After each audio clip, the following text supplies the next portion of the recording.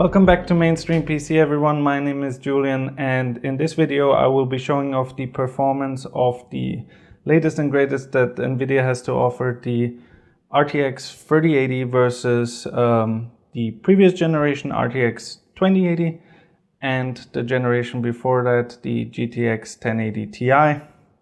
So these are all graphics cards that launched at an MSRP of I believe $699. So some would say that's a fair comparison.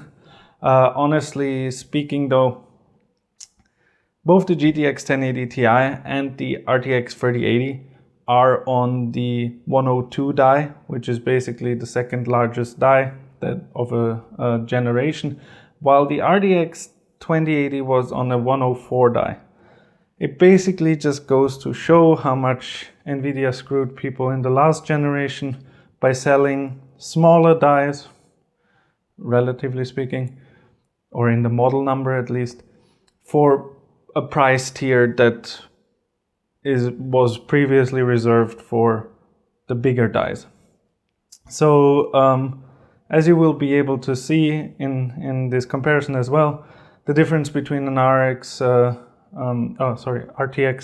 2080 in comparison to a GTX 1080 Ti are very small at stock, and yeah, now we finally actually have a generational leap in Ampere that is somewhat worthy. But yeah, the prices are back to somewhat fair as well, and I hope you'll be able to enjoy the benchmarks. I managed to get this card on launch day. Unfortunately, because I was in such a hurry to order it, because there were only very few available, I picked a very bad delivery option, and the delivery company didn't deliver on the weekend, so I'm a couple of days late to the party, but what can you do? I still hope the benchmarks will give those of you who are potentially planning to upgrade from a Pascal card to the Ampere cards a little bit of an idea what kind of performance increase you're going to be able to see. And with that being said, all the benchmarks that you'll see in this video are recorded at 1440p. The individual graphic settings will be listed each individual game. And in the overlay, you can see what the test bench was running at, what kind of specifications. I also want to say I had Borderlands 3 on my list, 4 games. Didn't make it into the benchmarks because the game would just, with the RTX 3080, immediately crash as soon as I tried to get into the menu. So I basically didn't even have a chance to start the benchmark. So I had to drop it from my benchmarking suite for these tests. Star Wars Jedi Fallen Order. Now this is a game that I generally like to benchmark on, but only if the graphic settings are limiting enough to keep it under 144 frames per second, because unfortunately the game is limited at 144 frames per second at the highest setting.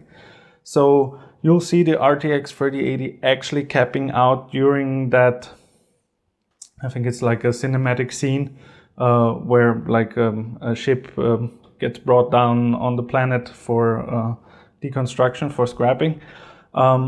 But during the rest of the gameplay, it stays under 144, so you'll still see what the performance difference is. In terms of GPU power, which I also put up on the screen in the overlays, don't get confused. The GTX 1080 Ti power draw and the RTX 3080 power draw seem to be accurate, but I unfortunately don't have a PTAC from NVIDIA, which they send out to reviewers to actually measure board power on a hardware level particularly. But so I have to go off software. But the RTX 2080 power draw that you see on screen is not full board power in comparison to the other two, which seem to be correct. I think you have to add about 100 watts, roughly speaking, based on my experience with power draw from the actual wall, to what you see on screen to get a fair number. So you should be seeing, if it's fully GPU bound, it'll be in the 260 to 280 watt range, while on the screen it only shows like 160 to 180, I believe. Or actually, I think it's more like 100 to 120 watts that you'll have to add to whatever you're seeing on screen. Other than that, I wanted to you'll see it in the benchmarks. I put ray tracing benchmarks in the end, which both utilize RTX and DLSS. I think it's just fair. If you're turning on ray tracing, you might want to really get the benefit of DLSS as well, because otherwise you're just gimping your frame rates. But I think that's really where the 3000 series shines, and that's also why almost every marketing slide from NVIDIA illustrated ray tracing performance, because the gap in that is huge.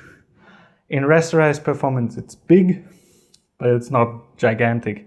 But if you look at the RTX benchmarks at the very end of the video, between the 2080 and the 3080, there's some advancements have been made in that regard. So I think NVIDIA is, again, banking very largely on that, but they did hear the outcry, not only over the price of the 2000 series cards, but also the fact that they didn't really bring any additional rasterized performance at the same price point.